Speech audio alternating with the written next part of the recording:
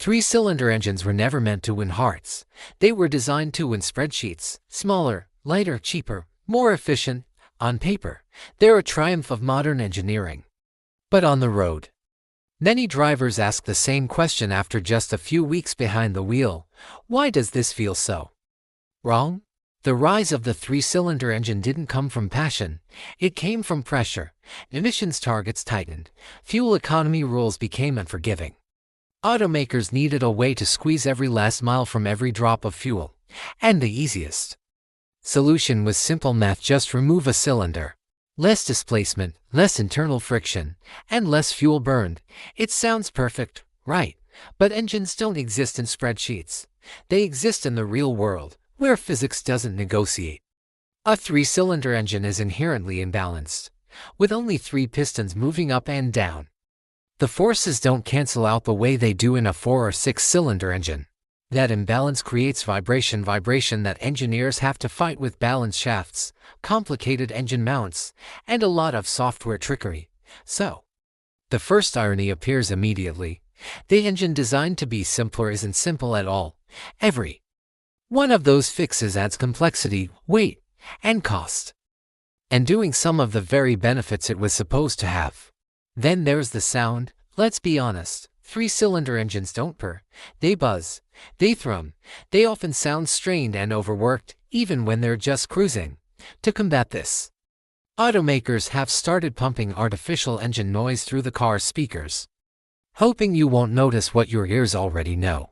The whole experience feels engineered, not natural. It's a digital mask for a mechanical problem. By the way, if you're finding this deep dive interesting, do me a huge favor and hit that like button. Let me know in the comments what you think about three-cylinder engines.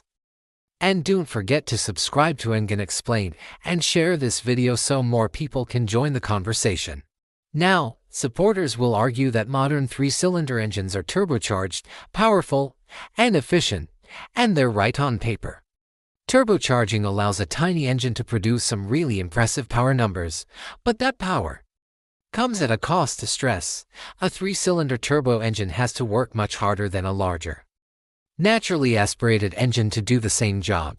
This means higher boost pressure, higher temperatures, and higher internal loads. Over time, that constant strain can show up in oil breakdown, cooling system fatigue, turbo wear, and carbon buildup. Efficiency today, but what about durability tomorrow? Those short-term fuel savings don't always translate to long-term ownership happiness. And then there's the drivability and stop-and-go traffic. Three-cylinder engines can feel coarse and hesitant.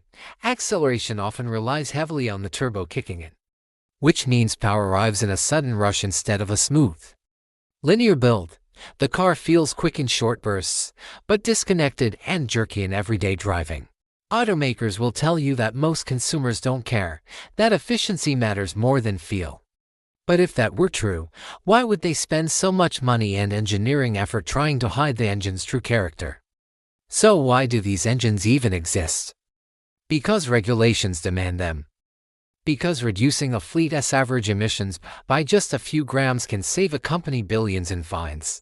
Because selling the idea of efficiency is easier than delivering genuine refinement.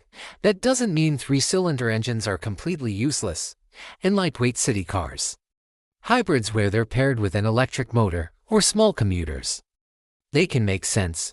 When used within their limits, they perform their job just fine. But the problems really start when three-cylinder engines are asked to replace what 4 and 6-cylinder engines once did so effortlessly. Asking a small, highly stressed engine to move a heavy SUV, cruise at high speeds for hours, and last for hundreds of thousands of miles isn't innovation, it's a compromise. And compromises always reveal themselves over time. History shows us that engines designed under extreme regulatory pressure often don't age gracefully. Complexity creeps in, reliability suffers, and owners become the unwilling test subjects. So, are three-cylinder engines an engineering failure? Not exactly. They're a response to a system that values numbers over nuance, efficiency over experience, short-term gains over long-term satisfaction. Three-cylinder engines don't exist because they're the best solution. They exist because they're the necessary solution, at least for now. The real question isn't Whether they should exist, it's whether we should accept them as the new normal. Because when engineering stops serving drivers and starts serving spreadsheets, something important is lost. And once it's gone, it's very hard to get back. Thanks for watching. I'll see you in the next one.